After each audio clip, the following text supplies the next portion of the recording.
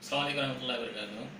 My name is Dr. Mohammed Hassan Faruqi and I'm a professor in Government Nizam-e-Tibbi College. Right now we are going to show you the practical aspect of the hijama, that is the cupping therapy. Alhamdulillah, cupping therapy is very famous and right now throughout the world the people are coming towards cupping therapy. So we should know the basics how to do the cupping. It's a very simple process, no doubt about it, but unless and until you learn all these things practically, you must not do it.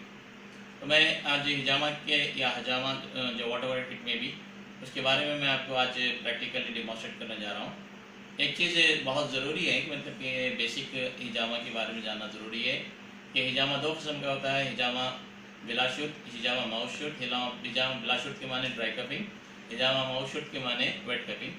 और जितनी अहादीस के अंदर जितनी भी बातें आई हैं वो हिजामा माउशुट के बारे में आई कि मतलब कि वेट कपिंग के माने क्या है, ब्लड लेट आउट करना। और that's the beauty of the हिजामा कि unless until you don't let out the blood the desired results will not be there. हिजामा बहुत सी चीज़ों में फ़ायदेमंद है, मैं आपको डिमॉन्स्ट्रेट करता हुआ आगे बढ़ता हूँ। अब सबसे पहली चीज़ हमें लोकेट करना चाहिए कि वेयर यू आर डूइंग हिजामा। This is the normal saline. आप नॉर्मल सलाइन से आपके पेशेंट के जहाँ पर हिजामा करने का है उस पॉइंट पे आपने नॉर्मल सलाइन से ले लिया। और दूसरी चीज़ क्या है कि थोड़ा सा कॉटन से उसको उस मकाम को थोड़ा सा रब कर लें। रब करने के बाद इतनी देर रब करेंगे थोड़ा सा हाइपरीमिया आ जाए। हाइपरीमिया के माने क्या है कि वहाँ पर थोड़ा सा वैस्कुलरिटी बढ़ जाए। और अब जिस पॉइंट पे आपको रब करना है उस पर अच्छे से ड्राई कॉटन से आपने अच्छे रब किया ताकि वहाँ पर रेडनेस आ जाए। और ये गन है और इस गन पे आपको जो भी रिक्वायर्ड आपको कप लगानी है, ये कप आपने सेलेक्ट किया। लगाने से पहले थोड़ा सा इस नॉब को थोड़ा सा टच कर लें, रिलीज़ कर लें।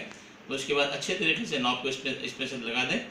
और यहाँ पर जिस जगह पे आपको लगाने का है उस जगह से इस टाइप का। अगर आपको कप नहीं लग रहा है तो आपको थोड़ा सा चेक करना चाहिए कि कप क्यों नहीं लग रहा है। और अगर ऐसे कप्स अगर अवेलेबल मतलब कि थोड़ा सा प्रॉब्लम देते हैं बाद मरतबा, तो मैं I am now right now applying this second cup. ये लग गया है, आसानी से लग गया है। कप के अंदर जो नॉब है ये नॉब है और ये जो अंदर का जो लाइट ब्लू कलर का जो पीस है उसको मैग्नेटिक पार्ट कहते हैं। अब थोड़ी देर में आपको एक चीज़ महसूस हो जाएगी कि यहाँ की जो स्किन का जो कलर है, अंदर की स्किन का जो कलर है वो थोड़ा सा डिफरेंट हो जाएगा। अंदर की स्किन थोड़ी सी हाइपरीमिक होगी और इसको कम से कम हमें 10-12 मिनट रखना है। कम से कम 10-12 मिनट रखना है। मैं थोड़ा सा पॉइंट्स के बारे में बताता चलूँ कि एक चीज़ ये है कि मतलब कि हिजामा नबी सल्लल्लाहु अलैहि वसल्लम की सुन्नत है, इसलिए सोफिस्टिकेटेड तरीके से, साफ़ सुथरे तरीके से, हाइजीनिक तरीके से हिजामा किया गया।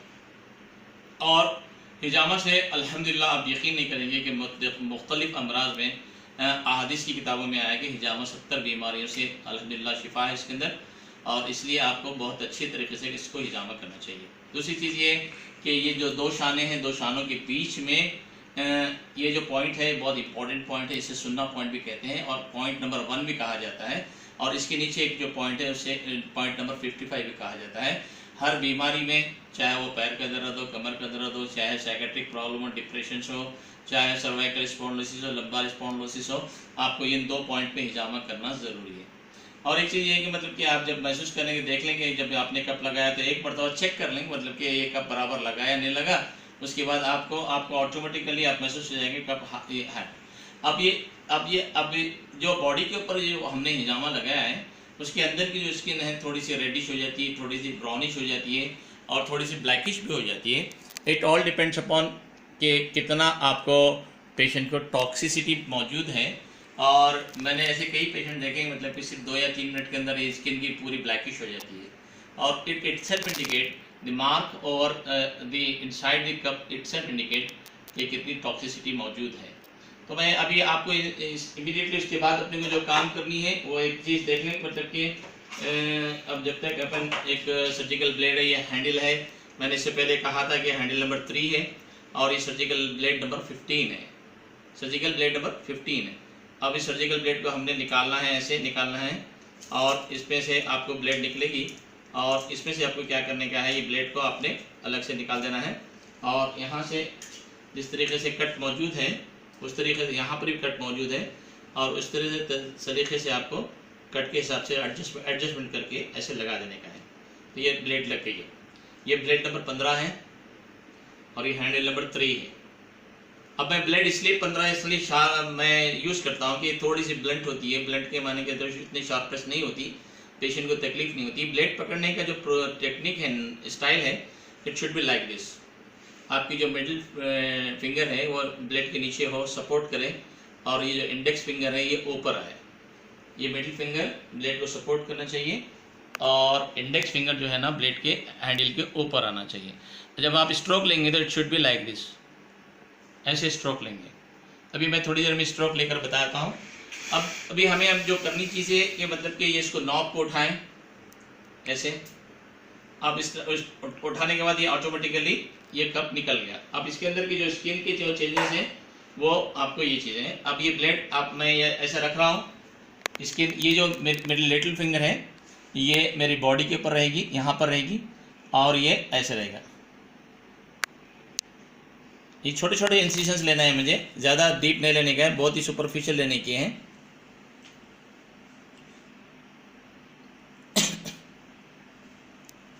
अब मैंने इंसिशंस लिए, लेकिन आपको महसूस नहीं हो रहा कि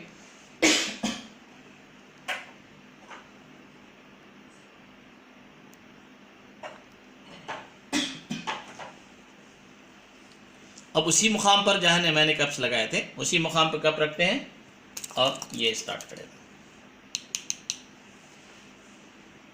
अब देखिए जहाँ से मैंने इंसिशन लिया वहाँ से blood Aahista Aahista let out हो रहा है, और अब the patient's age is just 22 years old, इसलिए ब्लड तेज़ी से आएगा। और अब ये देखिए कि कितने आसानी से आप बहुत ही तेज़ी से इसको ब्लड फिलिंग मतलब कि कप के अंदर ब्लड फिलिंग हो जाएगी। And this the beauty of the हिजामा अल्हम्दुलिल्लाह कि पेशेंट को तकलीफ़ नहीं होती, और पेशेंट बगैर किसी पेन के, क्यों इसलिए तकलीफ़ नहीं होती कि ये जो डर्माटोम होते हैं, हमारी स्किन के जो डर्माटोम होते हैं, ये कप के प्रेशर के अंदर ये टेम्पररी एनेस्थेटाइज्ड हो जाता है, और एनेस्थेटाइज होने की वजह से वहाँ पर टेम्पररी एनेस्थीसिया डेवलप हो जाता है, और जिसकी वजह से आप जब भी आप इंसिशन लेते हैं तो पेशेंट ऐसे महसूस करता है कि इनकी इसकी स्किन को टच किया जा रहा है, जैसे कोई चीज़ हम लिखते हैं कागज़ के ऊपर, उस तरीके से महसूस करता है। और उसके बाद आप पेशेंट को 10 to 12 मिनट्स आप कप को रिटेन करें, और रिटेन करने के बाद इस पर जो चीज़ें हैं कि ये जो कॉटन है इस तरीके से कॉटन बना लिया जाए। इन केस अगर आप कॉटन इस्तेमाल नहीं करते हैं तो टिश्यू पेपर भी इस्तेमाल कर सकते हैं। उसके बाद आपको एक हीमोस्टैटिक पाउडर है, ये हीमोस्टैटिक पाउडर है, बहुत आसानी से आपको हीमोस्टैटिक पाउडर आप खुद बना ले सकते हैं, हर्बल हीमोस्टैटिक पाउडर बना ले सकते हैं। और इसको हिजामा करने के बाद जिस जगह हिजामा किया गया है वहाँ पर थोड़ा सा पानी से नॉर्मल सलाइन से साफ़ कर लें और हीमोस्टैटिक पाउडर लगा लें। ऐसे पेशेंट जो कि मतलब कि क्लोपिड्रोजरल या इकोस्पिरिन टाइप के जो ब्लड थिनिंग एलिमेंट्स हैं, मेडिसिन हैं, इस्तेमाल करते हैं, ऐसे पेशेंट को भी हिजामा किया जा सकता है, लेकिन 1-2 दिन पहले अगर हम उससे ये मेडिसिन को स्टॉप कर दें तो बेहतर रहेगा। और बाज़ लोगों को जो मतलब ब्लीडिंग डिसऑर्डर्स होते हैं तो उनसे पहले पेशेंट को ही इंसिशन लेने से पहले मालूम कर लें। ऐसी जगह पे बाज़ जगह मतलब कि वेट कपिंग करना मुनासिब नहीं है, वो है कि HIV है, HPS-AG है, और बाज़ जगह के ट्रॉमा है कि कहीं मार लगा हुआ है, ऊंड है, एब्सेसेस हैं। ऐसे केसेस में बाज़ जगह ऐसा सोरियासिस के बाद केसेस आते हैं कि मतलब कि पूरी होल बॉडी के ऊपर उन लोगों को इरिटेशन मार्क्स होते हैं, तो इसीलिए ऐसे केसेस पे इंसिशन ना लें, बल्कि हिजामा बिलाशुर्त यानी ड्राई कपिंग की जाए।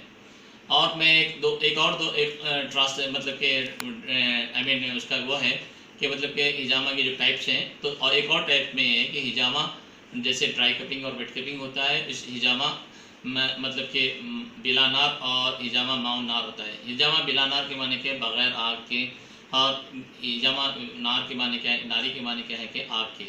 पहले के ज़माने में ऐसे कप्स नहीं रहा करते थे, तो इसलिए क्या करते थे, ग्लास के कप इस्तेमाल करते थे, तो उसको आग लगाई बताई जाती थी, उसके बाद कप्स लगाए जाते थे, तो उससे भी हम हिजामा कर सकते हैं इंशाल्लाह। नेक्स्ट टाइम मैं कभी भी आपको फायर कपिंग कर बताऊँगा कि इट्स वेरी वेरी सिंपल। और जिस तरीके से हम ये कप लेते हैं, तो ये इंस्टेड ऑफ प्लास्टिक कप की जगह पे ग्लास कप लेते हैं, जो कि कम्प्लीटली होता है, इसमें नॉब नहीं होता। उस ग्लास कप में के अंदर इस कॉटन होता है, तो कॉटन को ऐसा बॉल बना देते हैं, बॉल बना के इस ग्लास कप में डाल देते हैं, तो उसके अंदर ये जो बॉल होता है तो ये इस पर स्पिरिट में सोख करके डालते हैं। और डाल के उसके बाद फायर लगाते हैं, फायर लगा के काड़ी अंदर डाल देते हैं, तो ये थोड़ा सा जलना शुरू हो जाता है। लगाते हैं बॉडी के ऊपर ऐसा लगा दे तो ये चिपक जाएगा। तो इंशाल्लाह मैं नेक्स्ट टाइम जब भी आपको फायर कपिंग कर बताऊँगा इंशाल्लाह। और दैट्स इज़ वेरी सिंपल, मतलब कि सबसे इम्पॉर्टेंट चीज़ ये है कि मतलब कि हाइजीनिक तरीके से हो, साफ़ सुथरा हो। और जब इंसिशन लिया जाता है तो मतलब कि पेशेंट को कॉन्फिडेंस में लेके पेशेंट के इजाज़त के साथ। नाउ द क्वेश्चन में अराइज के मतलब कि हिजामा की कॉम्प्लिकेशन क्या है। हिजामा की कॉम्प्लिकेशन में सबसे इंपॉर्टेंट चीज़ ये है कि बाज़ पेशेंट को फ़ोन की बो से गिडीनेस आती है, तो ऐसे पेशेंट्स को जब गिडीनेस आए तो इमीडिएटली कप निकाल दें और पेशेंट को लिटा दें और दोनों के दोनों पैर को रेस कर दें, तो उसकी वजह से गिडीनेस चली जाएगी। और पास पड़ता है पेशेंट को स्वेटिंग होती है, तो ऐसे पेशेंट को भी इमीडिएटली कप्स निकाल दें, उनको साफ़ कर दें, साफ़ करने के बाद लिटा दें। लिटाने के बाद थोड़ी देर के बाद उनको पोमग्रेनेट जूस दिया जाए। हिजामा के बाद यूजुअली एक सुन्नत भी है कि मतलब कि अनार का जूस देना सुन्नत है, तो अनार के जूस भी दिए जाए तो बेहतर है। क्योंकि एक चीज़ ये है कि मतलब कि हम सुन्नतों के ऊपर अमल करेंगे तो इंशाअल्लाह अल्लाह से उम्मीद है कि अल्लाह ताला से उम्मीद है कि ऐसे क्रॉनिक अमराज जो कि टोटली लाइलाज तसव्वुर किए जाते हैं हिजामा के ज़रिए, अल्हम्दुलिल्लाह we have done more than 4 lakh cases अल्हम्दुलिल्लाह। एंड उसके अंदर किसी एक मरीज़ ने भी मतलब कि हज़ारों लाखों केसेस के अंदर भी उसने ये नहीं कहा कि मतलब कि हिजामा करने के बाद डिसीज़ बढ़ी या हिजामा करने के बाद उसको फ़ायदा नहीं हुआ। तो हिजामा इज़ सच ए थिंग, मतलब कि सच ए ब्यूटीफुल थिंग कि अल्हम्दुलिल्लाह 1400 सालों के बाद अल्लाह ताला ने इस हम जैसे लोगों के ऊपर एक रहम फरमाया कि मतलब कि एक ऐसा इलाज फिर से जारी हो गया जिसकी वजह से इंशाल्लाह लोगों को फ़ायदा हो सकता है। मैं आपको आसानी से कैसे निकाला जा सकता है मैं टेक्निक बताता हूँ। और ये किडनी ट्रे है, किडनी ट्रे आप इस्तेमाल कर लें और पेशेंट को अब ये कप है, कप के नीचे से ऐसे कॉटन लगा दें, कप के नॉब को ऐसे उठाएं। उसके बाद ज़्यादातर ब्लड जो कि क्लॉटेड ब्लड होता है, चिकना ब्लड होता है, क्लॉटेड हो जाता है, वो आप आसानी से आप कप के अंदर ले सकते हैं। उसके बाद इसको क्या कीजिए कि ऐसे से इसको मॉप आउट कीजिए और मॉप आउट करने के बाद ऐसे कीजिए। अब आप देख सकते हैं मतलब कि there is no bleeding point over here, एक भी ब्लीडिंग पॉइंट नहीं मिलेगा आपको।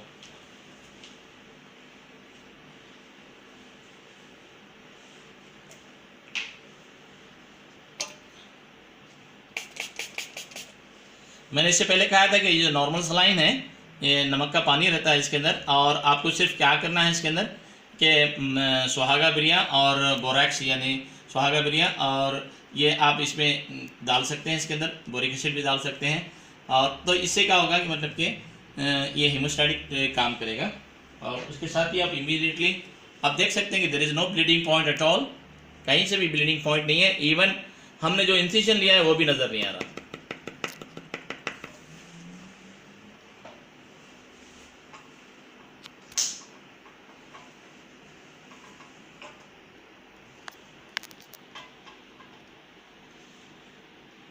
अब आपने हीमोस्टैटिक पाउडर लगा दिया अल्हम्दुलिल्लाह, पेशेंट को बगैर किसी ड्रेसिंग के पेशेंट को आप भिजा सकते हैं। और ये जो कप के अंदर जो ब्लड है उसको आप फेंक दें और साफ़ कर दें और कप को डिस्कार्ड कर दें।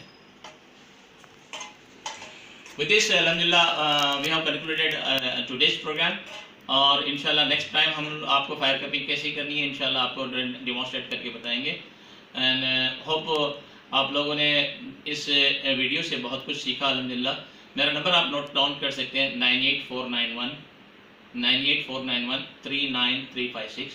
मैं टोली चौकी यानी हैदराबाद में रहता हूँ, तेलंगाना में। और मेरे पास अल्हम्दुलिल्लाह सारे हिंदुस्तान भर से स्टूडेंट्स आते हैं जो कि हिजामा सीख कर जाते हैं। और आप लोग भी इंशाल्लाह you are most welcome to come over here, और यहाँ पर आप आकर सीख सकते हैं। जज़ाकल्लाह खैर, शुक्रिया।